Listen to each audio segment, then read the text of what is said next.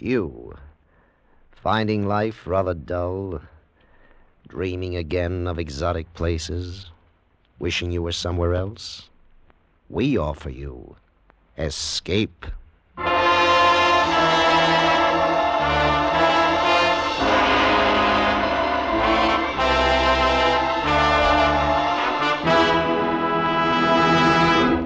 Escape with us now to England and the story of a hard rock miner trapped in a deserted mine beneath the icy waters off the Cornish coast, as Hammond Innes tells it in his gripping tale, The Killer Mine.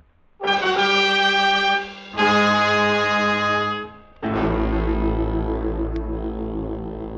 rain had stopped when I reached Penzance just before dark. At the waterfront, there were men dressed much the same as myself, in seamen's jerseys and jacket. Nobody took any notice of me, and I suddenly felt at ease for the first time since I landed in England. I lit a cigarette and fished out of my pocket the worn and dirty bit of notepaper which bore Dave Tanner's address, 2 Harbour Terrace, Penzance, Cornwall. I read the note again. Dear Jim, I hear things aren't what they were in Italy. If you're getting tired of it and want a change of air, I can fix you up with a job in England, no questions asked. It's a mining job and right up your street, your old chum, Dave. Well, up to now, I'd been lucky. No questions had been asked. So I went to meet my old chum at number 2 Harbour Terrace.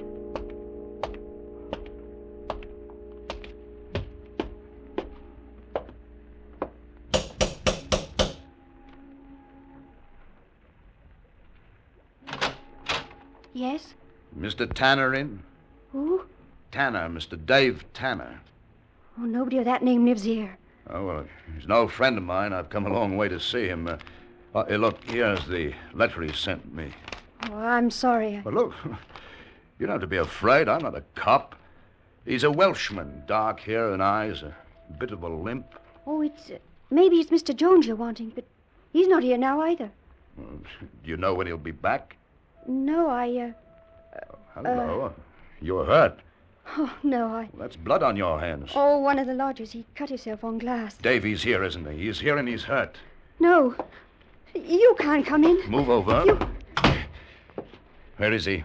I tell you, you're mistaken. What the devil are you doing, girl? Come and fix his arm before I lose any more blood. Who was it, anyway? It's all right, Dave. It's me, Jim Price. Jim Price. Fine time for visiting you've chosen. Well, come on up, man. I'm bleeding to death.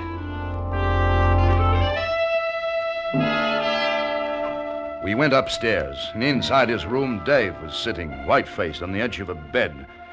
He winced as the girl daubed iodine into what was obviously a bullet wound. And then the bandage went on. Hey, not too tight, girl. Well, what happened, Dave? Nothing. It's all right. Tell you later. I'm glad to see you back. Still, Yes, Davy? wrap up some food. Find another raincoat. But you can't go out. Don't argue, girl. It's time to go now. All right. That's better. Now we can talk.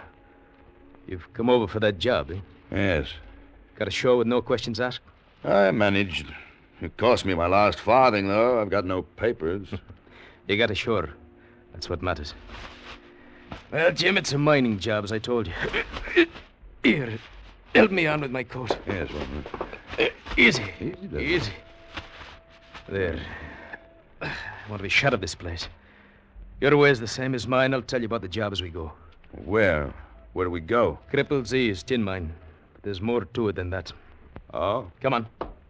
We'll meet the girl downstairs. I've got to get out. Come along.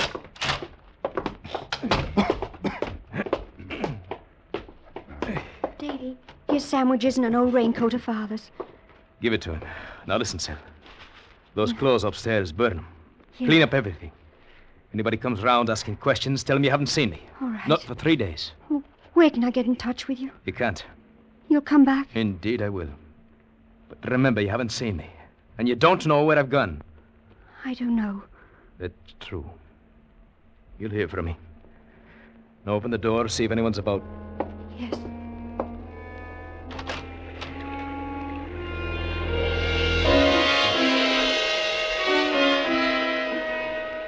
The street was deserted, and the rain had started again as we slipped out. We kept to mean, badly lit streets as we made our way out of the town. Then, at the top of a hill, we left the lights of Penzance behind us. We hadn't said a word until then. We'll separate at Lanyon. How far is that? Oh, 8, 9 miles. Oh. Where are you going? A farm. I'll be hiding up for a bit. Oh, the police, Davy? In a matter of speaking, I had a fishing boat, Isle of Mull. We were carrying goods. Liquor? Of course. Picked it up from an Italian boat. A revenue cutter bought us. They insisted on taking the hatches off. I warned them not to. It was their own fault. I jumped for the other boat. That's when I got this bullet through the arm. How did you get away? We'd booby-trapped the hatches. When they opened them, she went up, sank. Just like that. How many were killed? What does it matter? They're after me, though. What about me? Oh, the job. I told you if you want it, it's yours. Where do I go? Who do I see? Crippled's Ease, just down the road from Butlock. Ask for Captain Manick. Tell him I sent you. Show him my letter. That's all? That's all. He'll tell you what it's about. Come on, I'll step out. I'll need to rest soon enough with this cussed arm.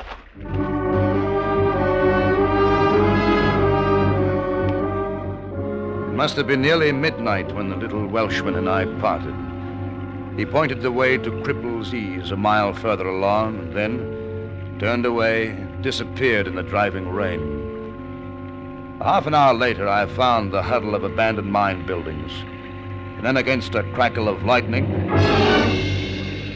I saw a house. I had reached Cripple's Ease and the job that was waiting for me.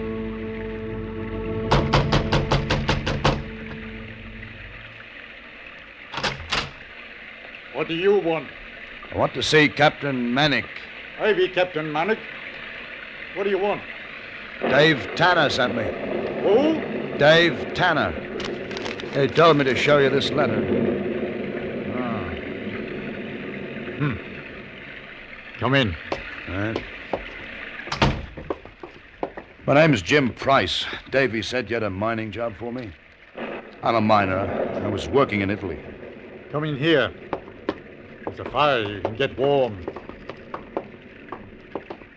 How long have you known Dave? We were in the army together. Where? Italy, mostly. Casino. Sit down. You're the deserter chap, aren't you? Oh, it's all right. David told me about it. We don't ask questions here. Does anyone know you're in England? No, only Dave. This job you've got, how long will it take? Not being a miner, I wouldn't know. Might take a week. I'll give you a flat rate of £50, and another 100 if you can do it in 2 days. A big tin strike? No. Well, I don't see where... All right, just a minute. Yeah. Now, have a look at this chart. These mines are finished. There's nothing worth working in them anymore. I've got another use for it. You see that long gallery running down under the sea? Yeah? It's called the Mermaid. Nearly half a mile long. Now then, what I want you to do is to blow a hole in the seabed at the end of it. Blow a hole in the seabed? Yes. You see the slope of the gallery? It starts about 100 feet below the sea level. Then at the end, rises to, well, by my figures, 20 feet under the bed of the sea. My job is to drill through that 20 feet and let the sea in, huh? Yes. I can tell you it's getting risky running liquor into England through the usual channels. I see. Yes. This will be safer. Our boat spots a buoy which marks the entrance of the underwater mine. Lowers the cargo and we haul it through the mine up to the shore. Well, how? A carriage drawn by a horse. Oh, it'll work. Even underwater it'll work. I've had 2 men working on the shaft for a year now, straightening it out. All we need is a miner to finish the job. That's you. It's nasty. Suppose the entrance gets jammed with rock after she blows. No, I'll go down in a diving suit and clear it. It's nasty. I haven't done undersea stuff. But you know explosives and rock? Yeah? And there'll be nothing to it. I don't know. What about Davy? Was he doing a job for you? Suppose the police get him and tie you up with it. What happens to me?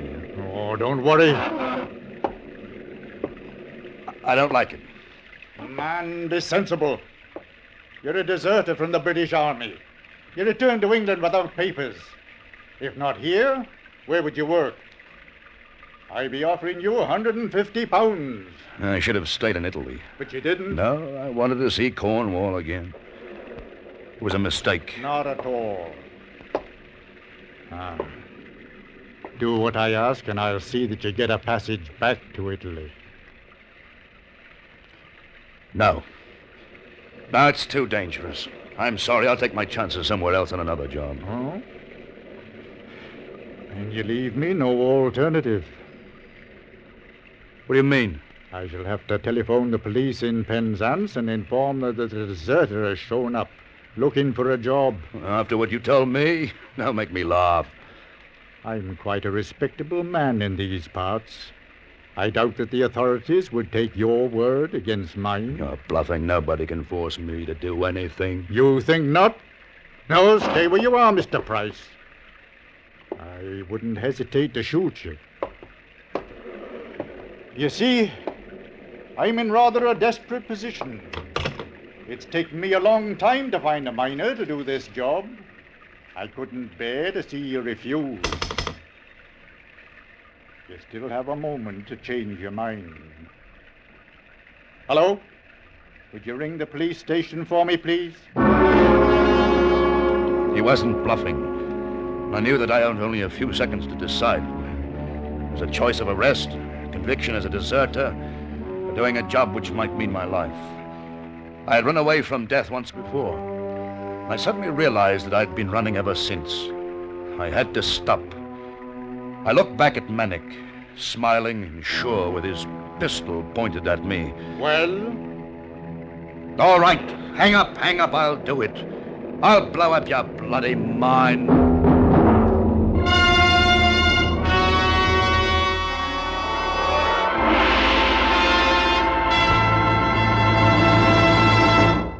Escape, under the direction of Norman MacDonald, returns in just a moment.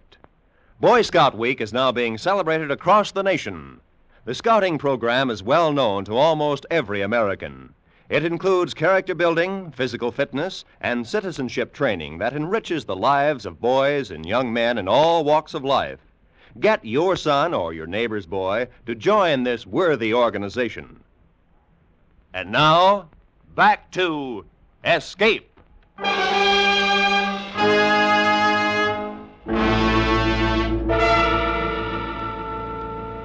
Manic put down the phone, opened a desk drawer, and took out some pound notes, handed me 10 and suggested that I get some sleep. We were to start work at 5 in the morning. I was pocketing the money when the door behind us opened. I looked around and saw an elderly man had entered. I didn't know you'd anybody here, Henry. It's all right, Father. This is Jim Price. He's going to work here a bit. He's a miner. A miner, is he? Well, my boy, it's good to know there'll be a miner working here at last. I knew you'd say it my way sooner or later, Henry. At least we can make a start now. Price is working for me, Father. Working for you? Nonsense, he must work for me. I'll prove to the world that the Cornish mining industry isn't dead. You may as well understand. I'm letting the sea into the Mermaid Gallery. You're mad. You can't do it. I won't allow it. That's what I'm going to do. I won't allow it, I tell you. I won't. You've no alternative. Mr. Price, perhaps you better leave us now. Go to the kitchen across the hall. One of the men will show you to your quarters. All right.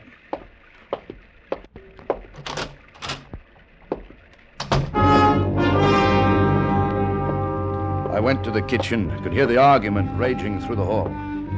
There were 2 men sitting by a fire with mugs in their hands. One like a diminutive monk with a potbelly and rosy cheeks, and the other a long, cadaverous-faced man who looked at me solemnly as I entered. Blimey, another one. Sit down, chum, sit down. I say, you staying or passing through? I'm going to work here. I'm a miner. Lord love a duck. Is that Slim? Now we don't have to worry about the ruddy roof falling in on us. My name's Friar O'Grady. You call me Friar. And this here's Slim Matthews. Jim Price. Mannix hired you to blow through the seabed. Yes. Does the old man know? Yes, I just left him. Thought I heard argy-bargy. It's going to be trouble. I don't understand. The old man's been working these mines all his life. Now he says he's found the richest tin strike in Cornwall. Captain's right, though. Captain's right. Running liquor's tax-free, if you follow me. Too expensive to operate a mine these days. I shouldn't want your job, Mr. Price. We've been sweating for a year down here. Funny feeling with all that sea over your head. Oh, well, every man to his trade, I say. Come on, mate, I'll show you to your digs. Imagine you'll want to be up right hand. Thanks. See you in the morning, Mr. Price.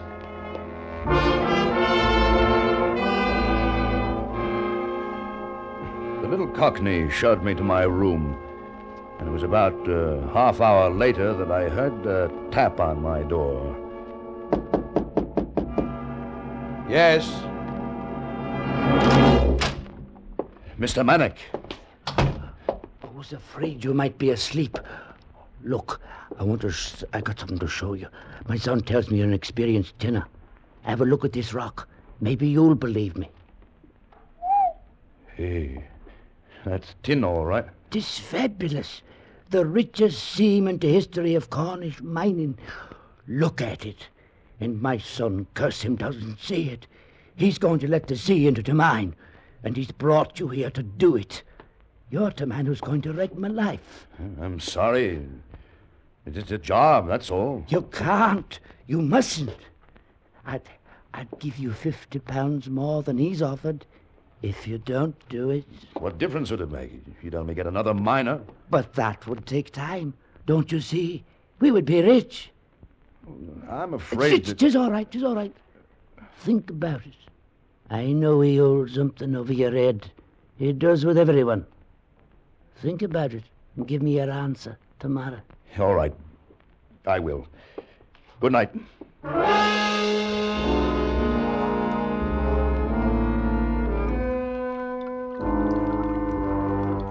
That's it, Mr. Price.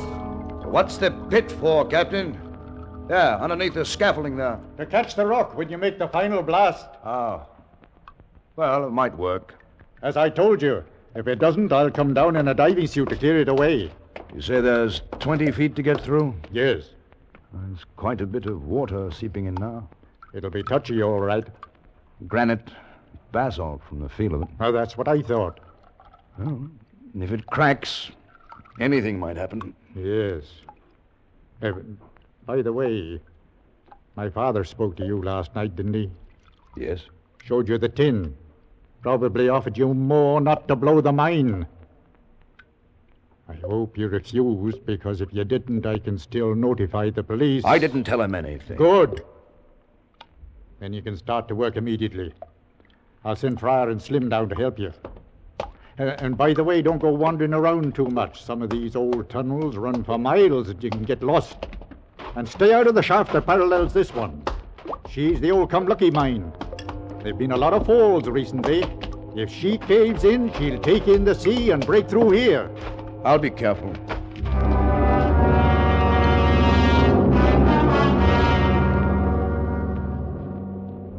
I've worked mines most of my life, but it gives you a funny feeling to be standing under the sea a half-mile from shore and protected by 20 feet of rock that you're going to be drilling and blasting until there's only maybe 10 feet.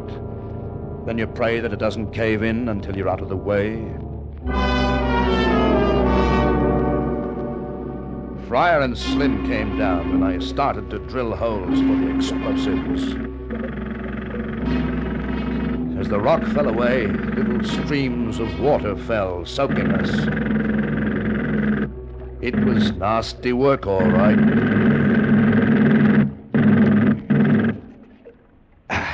That do it, chum? That's enough for the first blow. How many do you think you'll need? 3, maybe 4, depends. Give me the charges. Gotcha. Here you are, Price boy. Oh, lots of water there. There's nothing to worry about yet. I hope. You and Slim better get up the tunnel when she goes. I was hoping you'd say that. I'm off. Good luck, chum. The two men disappeared up the gallery, and I was left alone to explode the charge. I connected the wires, moved the exploder as far as it would stretch into the tunnel, and then I pressed the handle.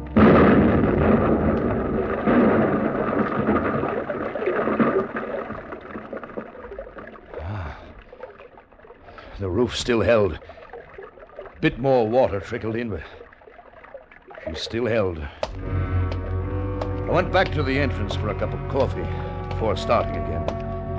As I approached the cage, which served as an elevator to the surface, I saw Captain Manick talking with another man. It was Dave Tanner. You bloody fool! Why of all places did you have to come here? I told you. The Garrett talked. I heard it on the wireless. I knew they wouldn't be thinking of looking for me here. It would be safer. Safer in broad daylight? Somebody must have seen you. The police will be all over us. Nobody saw me. How do you know? Price, you've got to be through that seabed by tonight. Well, it's impossible. I can't do it. Nothing's impossible. I can get you out of the country as soon as you've finished the job.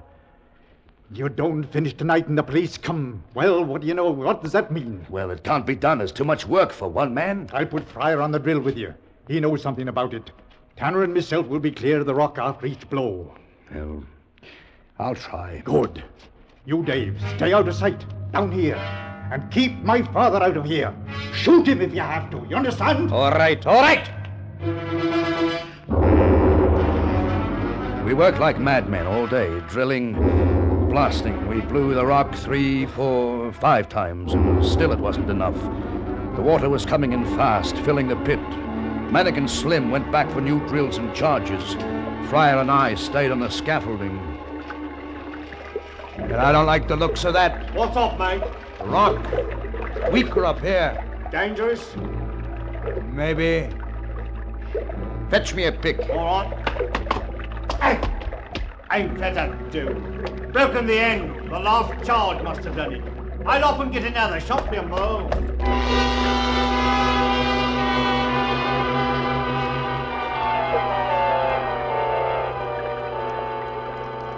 I sat on that scaffolding, smoked a cigarette. Water streamed down the slimy walls. And I waited for Fryer. 5 minutes passed. And then... Mr. Price! Huh? Mr. Price! Mr. Manick! You've got to stop. You've got to. My tin! If you flood the gallery, I'll never get it. I'm sorry. I won't let you, do you hear me? There's nothing I can do. It is mine. You're going to destroy it. I'll kill you. I'll kill you all. You better get to the surface. Mr. Manick is not safe here. Ah, you'll find out. You'll find out how unsafe it is. He was gone, and I knew he was up to something. I wanted to follow, but I remembered Captain Manick's warning about the tunnels. The old man knew them, every twist and turn. And if he wanted to get rid of me, he could lead me to a maze from which I would never find my way out.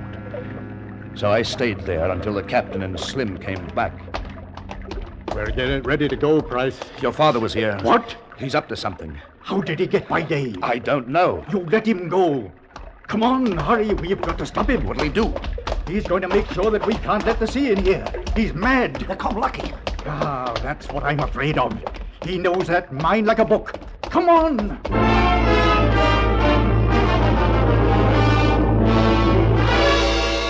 The old man was somewhere in the mine which paralleled ours. If he knew of a fault in the wall, he could allow tons of seawater to rush in, breaking down the walls and flooding our tunnel. We had to stop him. Fryer joined us as we made our way into the adjoining galleries. If he's got dynamite... Don't say it, Captain. I should have locked him up long ago. What's that down there? See? It looks like a light. It is. That's him.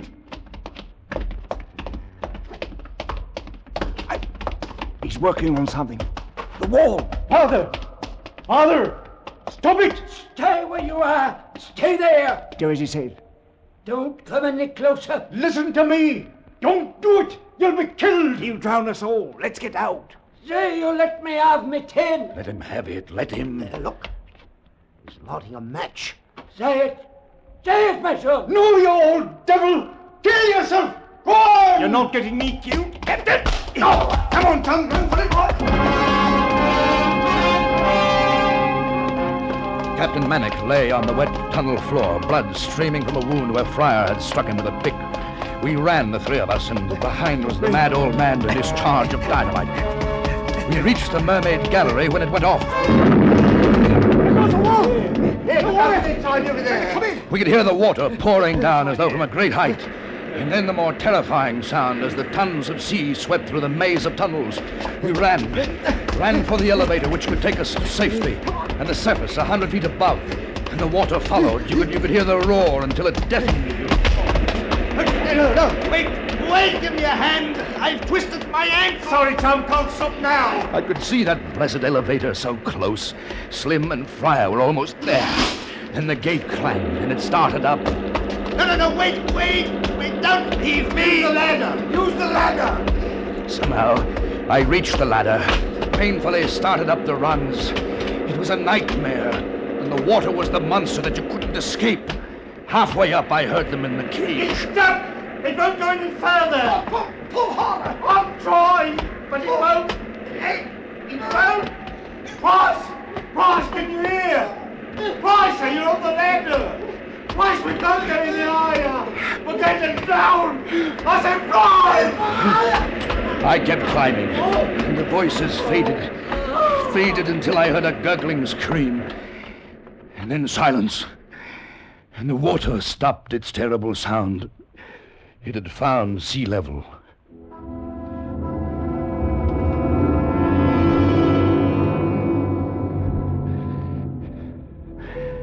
When I got to the surface, I saw Dave Tanner.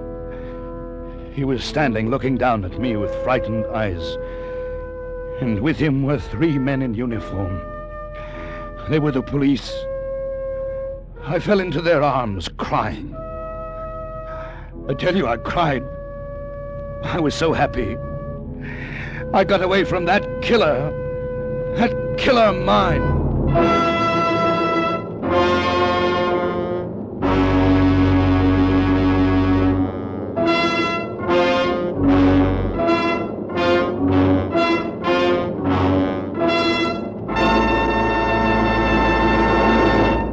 Under the direction of Norman MacDonald, Escape has brought you The Killer Mine by Hammond Innes, especially adapted for Escape by Anthony Ellis. John Daner was starred as Jim. Featured in the cast were Eileen Erskine, Tony Barrett, Ray Lawrence, Wilms Herbert, Jay Novello, and Lou Krugman. The special music for Escape was composed and conducted by Del Castillo. Next week, escape with us to Mexico City and the story of a woman caught up in a terrifying web of murderous intrigue, as Patrick Quentin tells it in his exciting story, The Follower.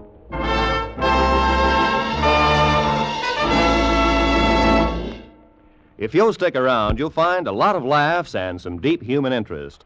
Bill Goodwin is about to pay his regular Sunday afternoon visit with his $1-a-minute program. Bill will be selling CBS airtime at this modest rate to more people with things on their mind. $1 a Minute starring Bill Goodwin follows a mini on most of these same CBS stations. This is Roy Rowan speaking.